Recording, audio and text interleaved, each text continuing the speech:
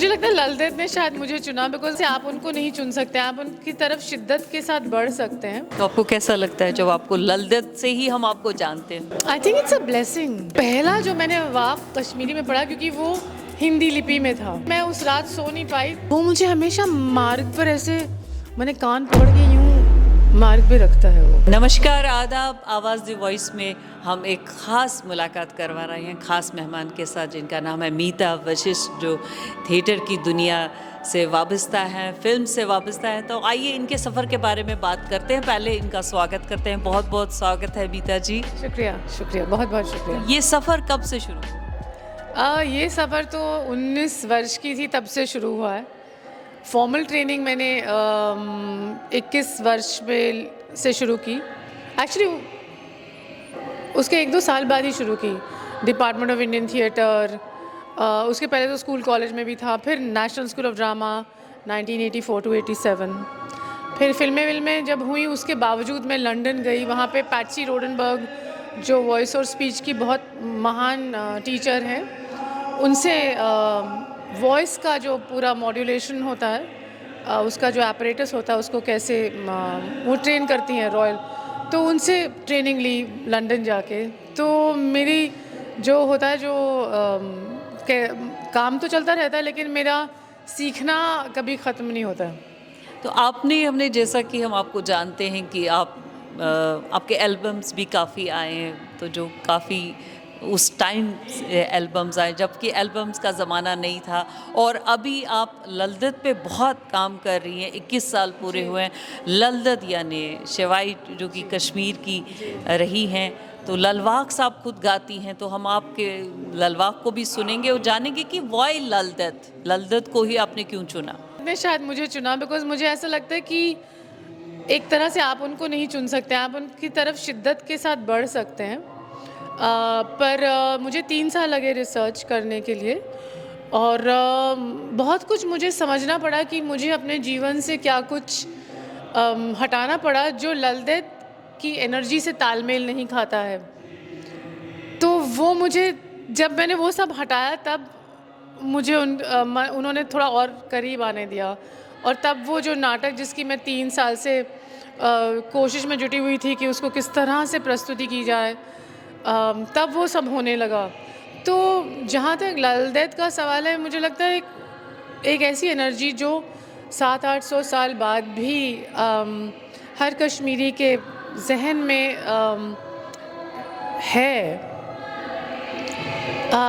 तो वो कोई आम ऐसी एनर्जी नहीं है, उसको आपको बहुत नतमस्तक होके उनकी तरफ आप बढ़ सकते हैं।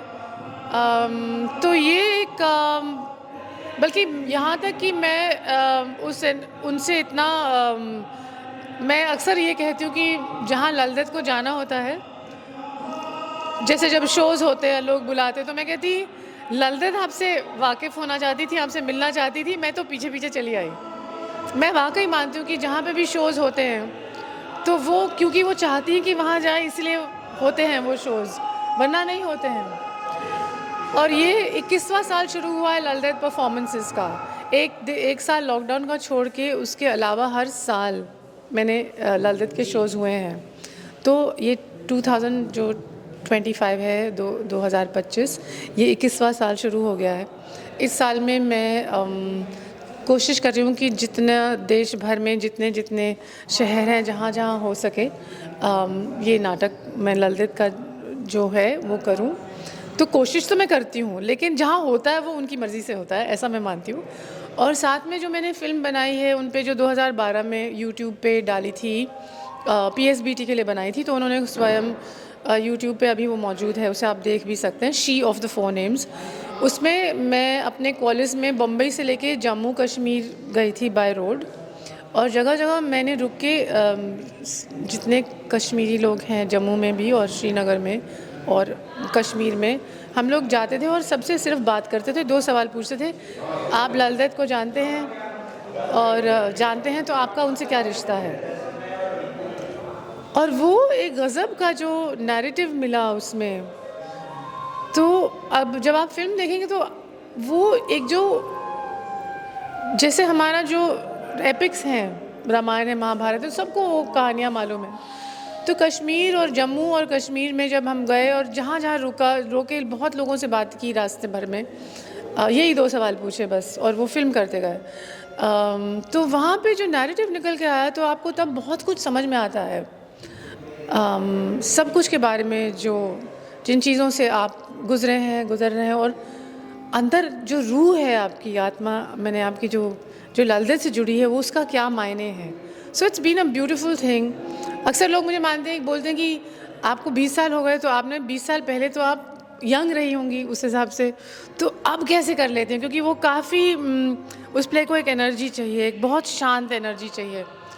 तो मैंने कहा मुझे नहीं मालूम, क्योंकि एक बार मैं जैसे वाक बोलना शुरू करती हूँ, तो वो अपने आप ऊर्जा आ जाती है। तो ये वाक्स जो कश्मीरी में है, कि मैं खुद कश्मीरी हूँ, कि जैसे है कि लल बोधरायस लो लरे छांडा लूसुम दिन के हो रात विचुम पंडित पन्ने गरे सुई में रोटमस निश्चित साथ, तो इस लैंग्वेज को अपनाना, फिर उनकी स्पिरिचुअलिटी जो है ललेश्वरी की, वो थ्रू वाक्स ही है। तो वाक्स कैसे आपने सीखे?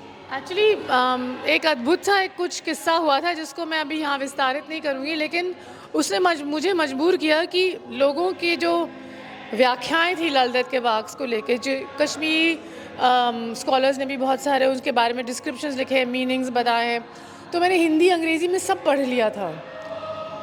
और एक दिन एक रात को, बल्कि 3 बजे कुछ ऐसा हुआ कि मुझे कुछ समझ में नहीं आया कि और क्या करूं मैं, लेकिन मैं उस रात सो नहीं पाई। वो एक अलग वाक़या है जो बहुत लंबा चौड़ा, यहाँ नहीं बताऊंगी वो क्या हुआ था।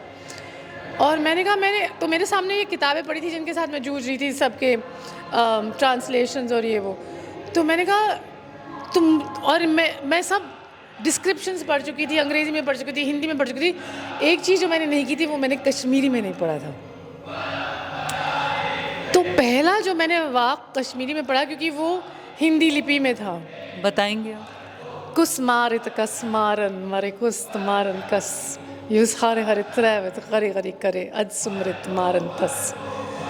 तो ये उस समय मैंने ऐसे पढ़ा था, कुस मारित कस, ऐसे धीरे धीरे, अलग लैंग्वेज। तो जब मैंने वो पढ़ा, तब मुझे उनके वाक के रिदम समझ में आई, वैदिक रिदम, जो मुझे बाद में पता चला ये तो वैदिक रिदम है, पर तब मुझे समझ में आया कि क्यों उनके जो वाक हैं, क्योंकि उनमें ओरल ट्रेडिशन था, लिखती थोड़ा थी, वो तो बोल के मुझे लगता है निकल जाती थी।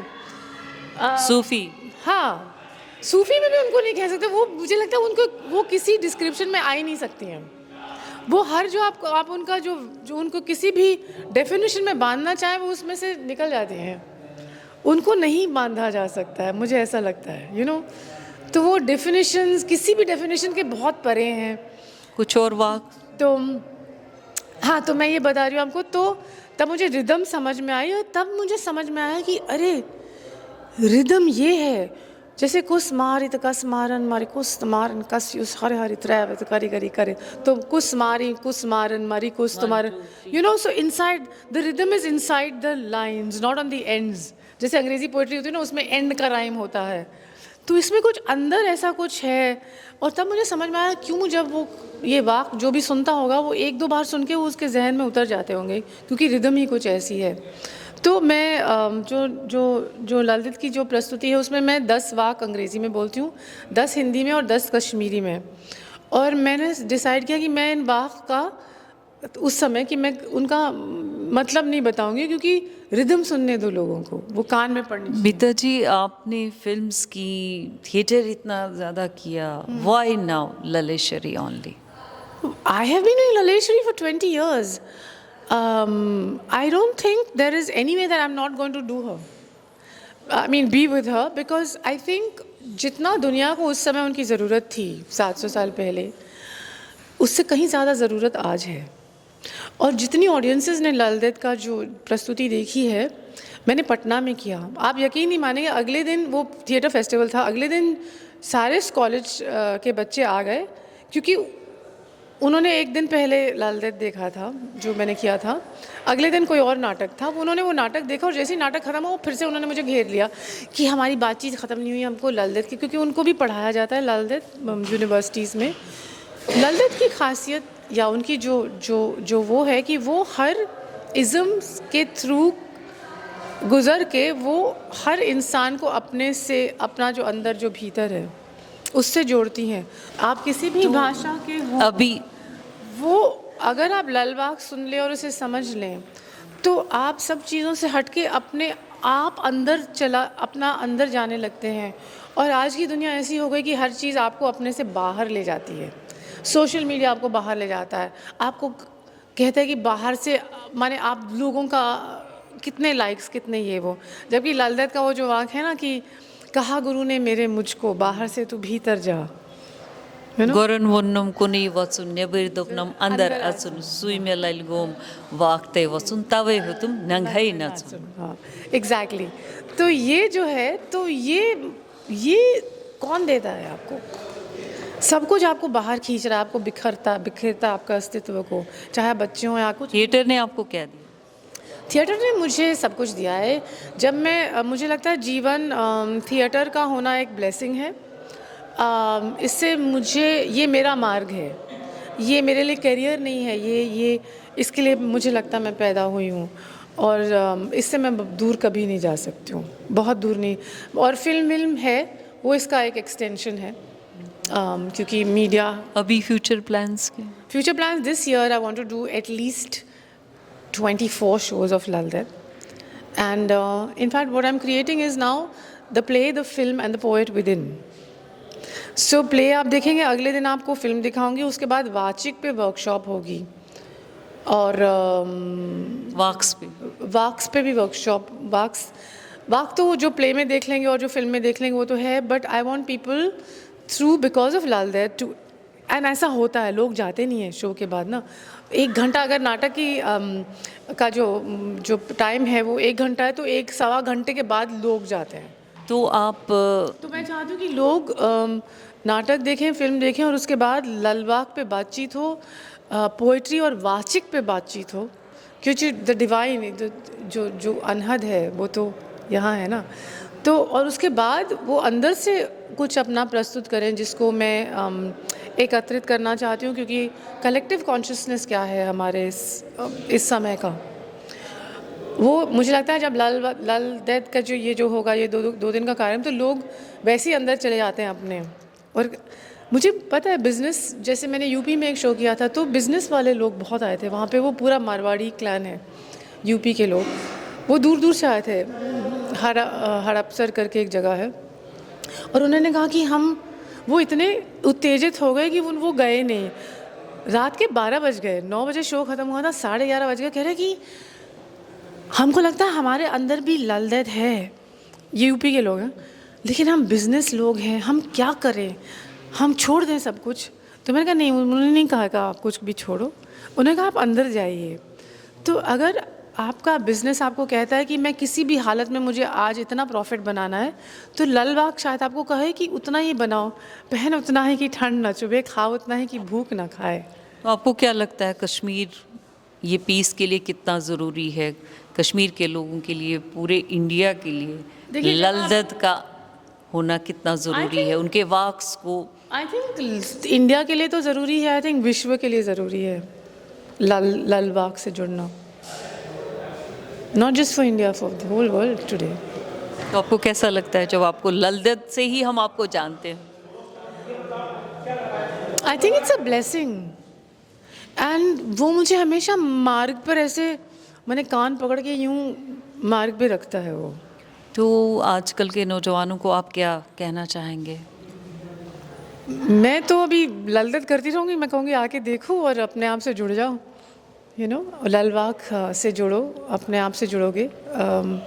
मैं किसी को कुछ कहती नहीं हूँ, जैसे लाल देद थी ना, वो किसी को कहती नहीं थी कुछ, मुझे नहीं लगता वो कभी भाषण देती थी, वो अपने वाक कहती थी और निकल जाती थी, और उनके वाक आपको ऐसे अपने से जोड़ने के लिए प्रोत्साहित करते थे कि आपको सडनली ध्यान में आता है कि आप और वो एक हैं, और ये सारी चीज़ें जो दुनिया की बनी हुई हैं, भले ही वो कोई भी इज़्म हो, कोई भी रिलीजन हो, वो आप ये जो कहती है ना, इसको जोड़ो, उससे उससे बड़ा हो ही नहीं सकता है। तो सोचो कितना एक आत्मविश्वास आपके अंदर, आत्मा आपकी जब आप देख ले, रूबरू हो जाओ उससे, तो उससे बड़ा क्या हो सकता है।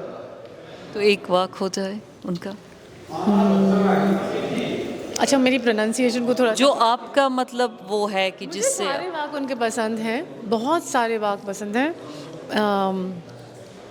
एक तो आपका फेमस तो है शिव छुए थले थले रोज़ान मोज़ान ही उन तो मुसलमान, वो है। फिर है, पूरा बोलिए इसको, शिव छुथल। हाँ, उसमें शिव छुए थले थले रोज़ान मोज़ान ही उन तो मुसलमान त्रुके छुक पान प्रजनाम स्वच्छ साहिब जानी जान। या मतलब भी बताइए। जैसे मेरी फिल्म में है वो, इनफैक्ट सो इंटरेस्टिंग है, एक जो ननवाई है वो कह रहे हैं शिव मतलब अल्लाह देख रहा है, शिव मतलब शिव सब जगह है, सब जगह है, सब जगह है, हर चीज़ में। तो आप उसको बाहर क्यों लोगों में बंटवारा करके उसे क्यों ढूंढते हैं? अगर आप इतने ज्ञानी हैं तो पहले अंदर तो पता लगाइए वो कहाँ है आपके, you know, that's the kind of idea. And a lot of my favourite works are also चालून सुई उजमल तत्रट, चालून सुई मंदन्यन गटका, चालून सुई पान पनुन कदुम ग्रट, हथमाल संतोष वायती पान। So there are lots of them. And lal bucayos बागे बरस वो छुम शिव शक्ति मिलित वाह, तित्स्य लाई कर्मस अमृत सरस, जिंदे मरस्त में कैरी क्या। क्या बात है। Thank you Awaaz the voice के साथ बात करने के लिए Meeta ji. We wish you all the best. Thank you very very much. Thank you.